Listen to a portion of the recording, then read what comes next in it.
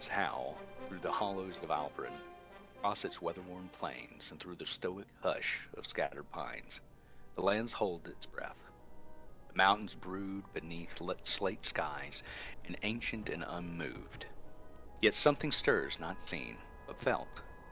Shadows stretch longer than they should, and the soil carries the taste of iron. All is as it was, yet nothing is as it seems. Change is near. It rides the wind like a name unspoken. Quote from The Maiden of the Hollow. 10 years have passed since the first light. The morning when the long twilight of Velshad finally broke and the sun rose unchallenged above the misted woods. It was said the dawn rolled across the hills like a wave of gold, scattering the old shadows that once made the valleys dim and strange. Now the 10th festival of the first light approaches. Banners hang along the cobbled streets, and the chiming of bells carry down the high slopes. Bakers prepare honey loaves and golden ciders, and children chase ribbons of sunlight through the squares. But beneath the celebration lies an unspoken divide. To some, this day marks deliverance, the moment when the eternal twilight ended and the warmth of the sun returned to bless their fields and hearths. They praise the Solar Father, the bringer of clarity and life, whose gaze broke the dusk and cast the night-born spirits into retreat. Yet to many other villagers, the day is not so bright. They whisper of the mother of the shaded woods, whose breath once wove the mists that sheltered her children from the cruel brilliance of the sky. Her silence since that day is felt as loss, a slow unraveling of something sacred and green. To them, the light is not salvation, but a wound. Now, as lanterns are strung between eaves and the city gathers by the lake, Velshad stands at a threshold once more. The air hums with music and laughter, and the faint rustle of unseen things stir in the trees. For when the sun rose that first morning, it did not drive away all shadows. Some simply learned to hide deeper. And on the eve of the festival, as the bells of the gilded annex toll across the hills, those who remember the old twilight can almost feel her watching, just beyond the edge of the evergreen woods. We open to a frosted air. The wheels rustle and turn as they bounce across the pleated path, cobblestone road, leading up towards the sanctum of the gilded annex. To hear voices and chattering can be heard, and the hooves of a horse pulling wagon as they shudder across the ground. As we make our way into the gilded lands, we hear a specific voice muttering as he outsteps off of the carriage onto the ground, his foot's churning in the mud as he makes his steps way, holding a small pamphlet in his hand, walking through crowds of people, and the bustling of footsteps can be heard. As he gazes across the gilded annex, and he looks north, as he sees the glittering of the sun beat down, his breath seen before his person, wearing large black robes, hiding his person. As he reads aloud, a small group and gathering of children can be seen. He opens a small pamphlet, bound simply by leather straps. He makes a moment to take word. As he pronounces the title, The Lord and His Wolf. As he glances to the five in front of him, he stares faintly at the words in the pamphlet and then up towards the five commoners. There once was a lord of the northern hills who built a hall of stone above the lake. Beside him walked a great white wolf, faithful, silent, and bound by blood. He flips the page as he glances over to the youngest. In the greenwood the Lord met a woman of the wild, whose voice was softer than snow upon moss.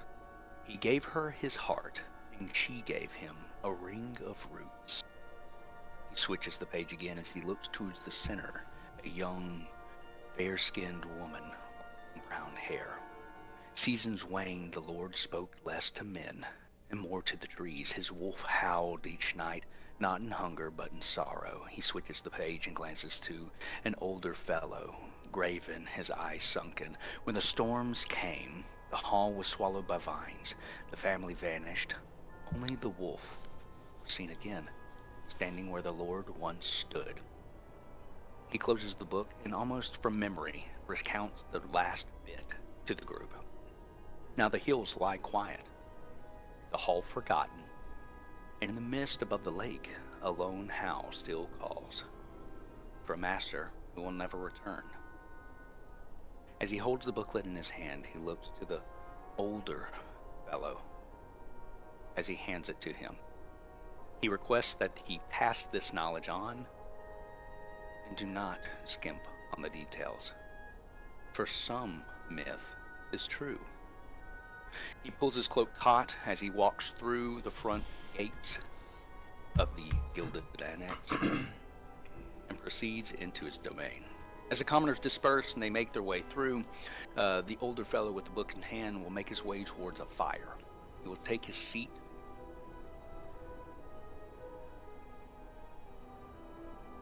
and as he sits, the fire illuminates himself. You can hear the voices from many people around him, and in his glance, his eyes move towards a tent through a passage of trees, past one other tent, a smaller green, and over a stumbling of a rock where a tiny construct can be seen glaring above it, its head and the gears inside whirring as it mounts and drifts side to side, almost observantly watching all that goes on within the lands. He sees a rather regal red tent with a billowing opening, the frosted air doing what it can not to penetrate.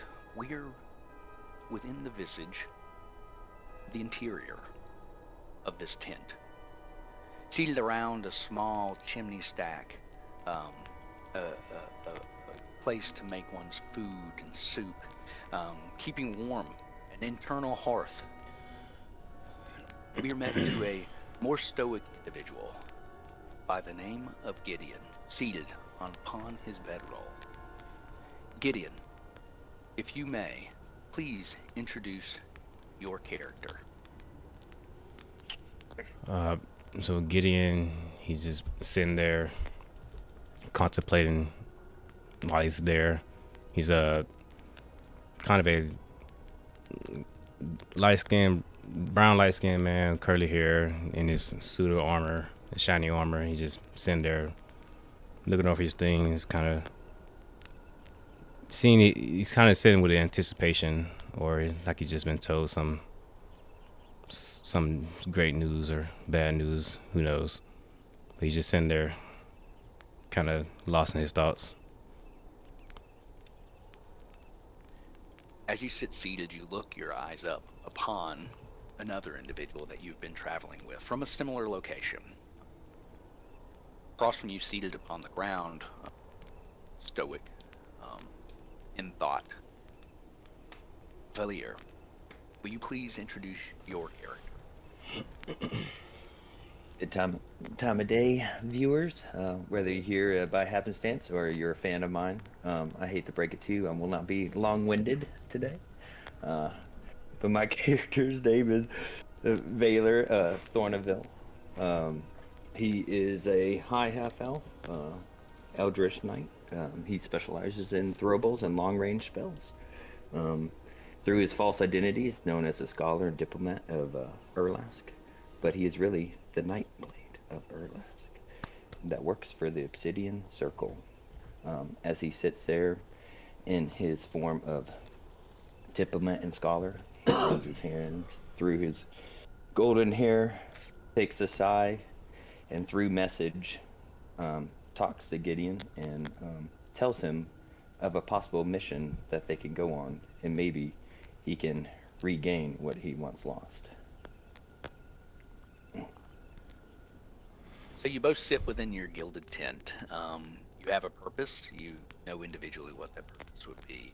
Um, Before you is a small little furnace, basically a small chimney stack. You can use it to make your food.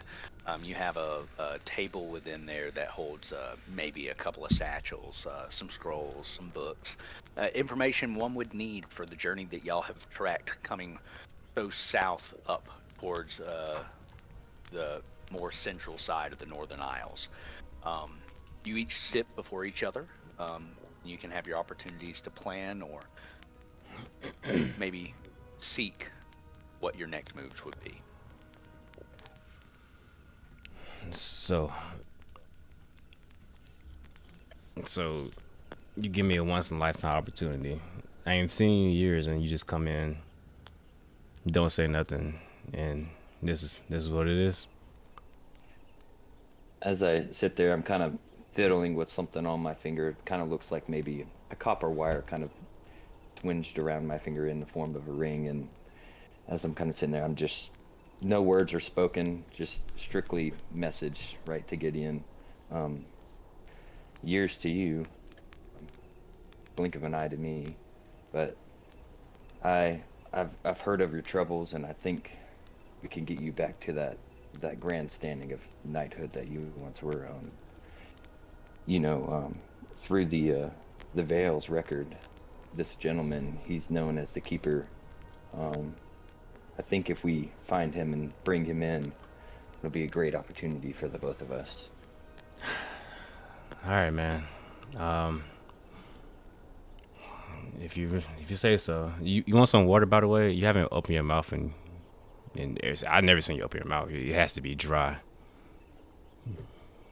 And I kind of look at him, and I take my water skin and take a sip, and Oh, you clean your throat. better now. Oh, there we go. Better now. Yeah. I didn't know you sounded like that. You can go back to speaking through your mind. It's crazy. All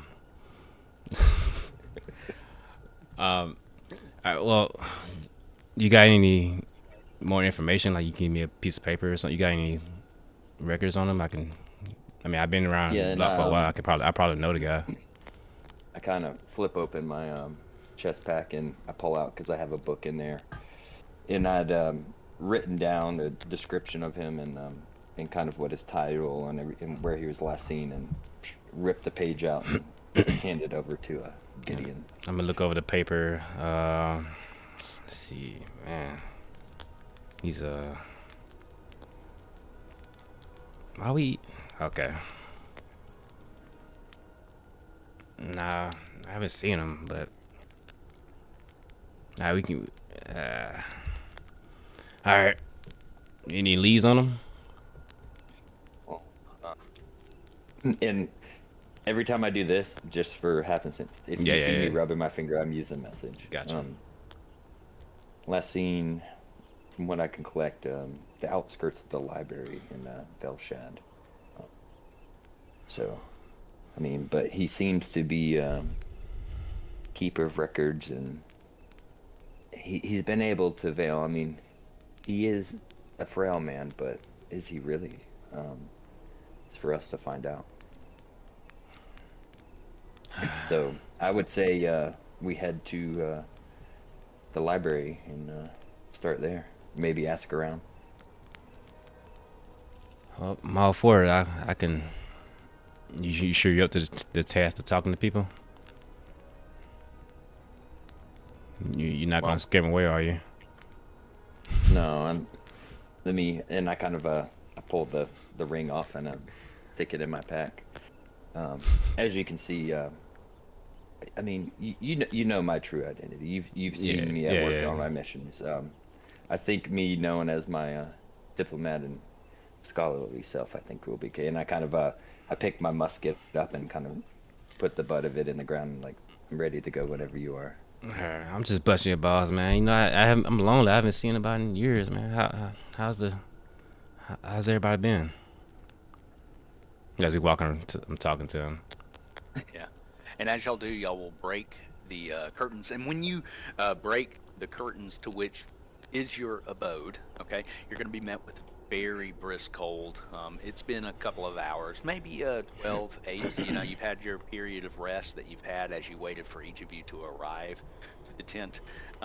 Before you're going to see stacked stones, you're going to see a small construct that immediately on the ground, you hear the whirring of its gears as it drives forward, and you can see these beating singular eye right in the center of it as it looks right at you, lifts up and perches as it just stares in your direction.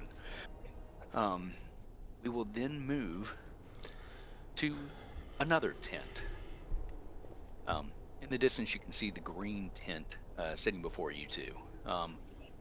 If you would not mind, Corin, could you introduce your character? Yep. And then if I sound like Squidward, it's because I'm sick, everyone. Okay? This is how you sound. I normally sound like Squidward, but extra today. Alright? Alright, so, Corin, he's a bard that grew up in the dim corners of Wasserfeld. It's a place where names change faster than the tides. He kind of learned at an early age that survival wasn't about strength, but more about what you say to the right person at the right time. That can get you anywhere, further than any gold can get you. And so by the time he was grown, Corin could basically pass as anyone: merchant, scholar, a friend. Maybe you've met before, but you've never actually met. With his sham on his back, Brasso, he carries him around everywhere. That's his instrument. He uses to perform at courts, taverns, learn secrets, perform for aristocrats, things like that. Sometimes he even uses it as a weapon, whack people in the face every now and then, if he has to. His hands dirty. He doesn't like it his hands dirty. He likes to talk his way out of things. But now he just travels around, collecting stories, knowledge, and maybe even whispers of power here and there. But nobody really knows what his mission is. He doesn't even know what his mission is half the time, but he kind of just goes with the flow. If something comes up and he could be of use, he'll just do it. He goes by his morals, nobody else's. And that's Corin. Beautiful. And sitting adjacent to you is going to be another individual. Small, or hidden, I guess would be a term for him. Gark, could you please introduce your character? As you were saying, he's a little bit of shorter stature, but he's got, this greenish little goblin-like thing. Looking around, prepping his weapons, sheathing his daggers, making sure everything's in, in fighting shape. As he's looking over to Corin, he puts on his, his cloak of, his black cloak, ready to ready to fulfill their quest. He's looking over the notes again that he's been handed by their employer of the day. He looks over to Corin and it's like, so according to this is where the mark is inside of this library. Yeah, I kind of reviewed it already. Does seem rather, complex situation. It seems heavily guarded. Do you have any ideas of how you think we could get in there? Or do we go with our similar tactics of what we usually do? I know this is kind of out of character and kind of meta, but weren't we all supposed to have like an invitation to this? Yeah, I mean, you two specifically, I wouldn't say necessarily an invitation to be here, more so of a routed through you and to him. So asked by you, given to him, if that makes sense, by a less than personable individual who would like to be remained unnamed. Okay? Right. But it is to retrieve said item from the library. Yeah. So Gark looks over to Corin and it's like, I've got the contact gave us this. He assured me that this would help us into the library. Further looking at Corin. So which face are you looking to put on today, buddy? You know, I gotta see what I'm feeling when we get there, really. I gotta check my surroundings, see what maybe might be the best fit this time around. Maybe, you know, I might go for a little, I'm thinking about maybe a wise scholar. That'd be a good Right. one. A wise scholar looking to get into a library. Yeah, That's about on par. I think that's yeah, a good disguise. I know. And then, You know, I could go for a pirate, I'd stick with the scholar, friend. you know? I think A that's little a little fiction. bit fiction. Am I going in there for learn a little fiction, you know? Read a little fiction. Sure. Sure. Yeah, that works. 2 seconds in, we've been made, boys. Yeah. Immediately walks into the Yeah. library. Why the fuck are No. you? Nah, but for real, probably I'll go in as a scholar. Okay, I was about to say you go in as a pirate. Yar, just looking for Yeah. the fiction section, me hearties. And then Gark, sheaths his sheaths the daggers, puts his short sword in its hilt, or in the scabbard on his back, and he makes his way out of the tent. And Yeah. I will just put Brasso on my back and follow him out. Have you already? Are you going to go ahead and change into your scholarly form before you exit the tent, or are you going to do so later? I'm gonna do later. I might enter a bathroom. Change there. We will see. Enter a bush. I Most can definitely. do it instantaneously, but you know. Roger. So, Valier and Gideon. I've got to get used to the names because I keep wanting to call you some other names.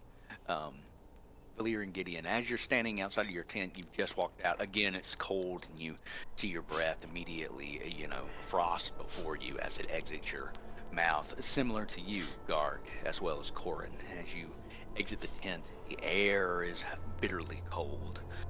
The sun high in the air does nothing, but you do feel that warmth on your skin as you exit the tent.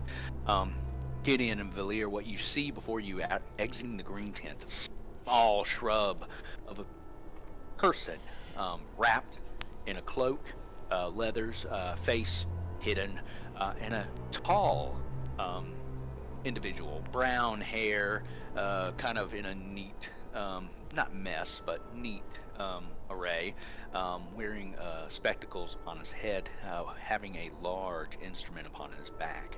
As they exit the tent, before Corin and Gark, what you will see on a stone before you, it's a small construct. You hear the gears whirring on it as it shifts and looks. Has a singular red focus or lens, as you can see its aperture change as you both exit, as it stares at you.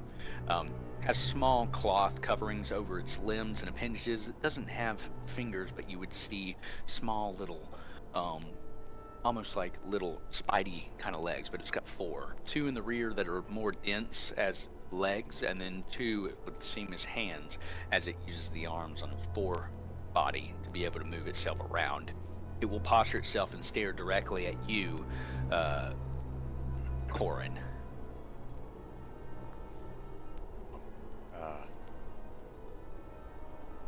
What the hell is that, Gark? I need an adult. He's an adult. Can I roll like a arcane check to see or do we actually know like what it is? Like it's just like a little minion or like? It's Yeah, a I've never small seen one of construct. these Yeah. before. For Gark, you've seen these Yeah. plenty. Being a individual of Velshad, you know they came in the last 20 years. Yeah. Okay, they are newer to the group, but they function basically as eyes. Nothing goes unseen within Velshad, Right. Except unless you're in the tent. unless you're in the tent. Yeah. So Gark just looks over at Corin and is just like, think of it like cameras don't exist, but think of it like some kind of surveillance, Okay. like a orb of seeing or something like that. Yeah, where I'm from, they didn't really have any of that. I mean, I come from a warrior, so usually it's like if they catch you do something, they just beat the shit out of you. It's the same Really concept here. surveilling. Okay. Sometimes worse. Oh, great. Awesome. Oh, yeah. You see as this tiny servant begins to, it's not it moves a little bit, and it's going to jump off to the second one. I'll just give it a little piece as it, like, me a little wave as we're gonna walk by it. It shunts off as it moves. For you, Valier and Gideon, you witness as the construct jumps off to the second rock. You see a large fire in the close distance. Okay. There's also a secondary tent or a tertiary tent that's off in the distance in the bottom. Okay. You see many travelers, individuals roaming to these lands. Again, it's festive. Okay. There's many things happening on the grounds, and a large amount of the festivities do take place within the Gilded Annex. It is a party hub, a celebration central. Okay, not only is it a place of learned scholars, but it's also a place of celebration and revelry. Okay. I guess Gark, he's gonna make his way to the fire, sitting on a stone, and he's just gonna kind of listen in on the chattering, you know, seeing what celebration's about. I'm gonna start walking towards the camp site as well. Yeah, I'll be following behind. Get in. I'll move him. Hey, Okay. come on, buddy. Let's go make friends. As y'all are starting to sit at the fire itself, you see many different faces. Some pointed ears, bird folk, as well as some from Kazahana. You see the individuals in their draperies and robes, their swords clasped in their laps as they sit with their fur-lined collars and the Hanukkah Toba emblem, a flower or a peace blossom that kind of pins and sits. Pay attention to the flowers, as the flowers will mean different things.